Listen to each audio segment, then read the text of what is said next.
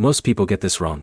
They think applying for a secured credit card is complicated or requires perfect credit. But the biggest mistake you need to avoid is assuming you already won't qualify.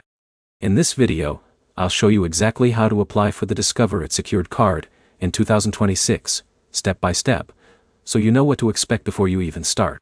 Let's begin with the basics. The Discover It secured card is designed for people with no credit history or low credit scores. That means even if Alex has never had a credit card before, he can still apply. Now here's where it gets interesting.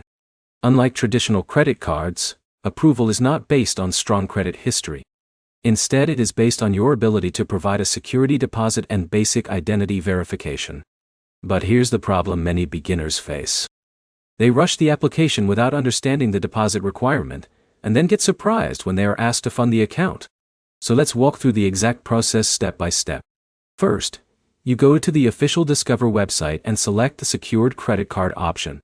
You will see the application page where you enter your personal details. This includes your name, address, income, and social security number if you are in the United States.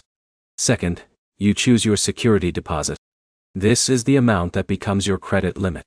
So if Jake selects $300, that becomes his spending limit once approved. Now here's an important detail. The deposit is refundable. That means if you manage your account responsibly and later graduate to an unsecured card, you get your money back. Third, you submit the application and wait for approval. In many cases, approval decisions are fast, but sometimes additional verification is needed.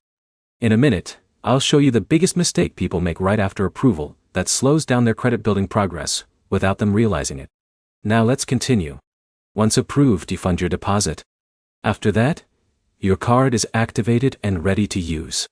From this point, every purchase and every payment you make is reported to the credit bureaus.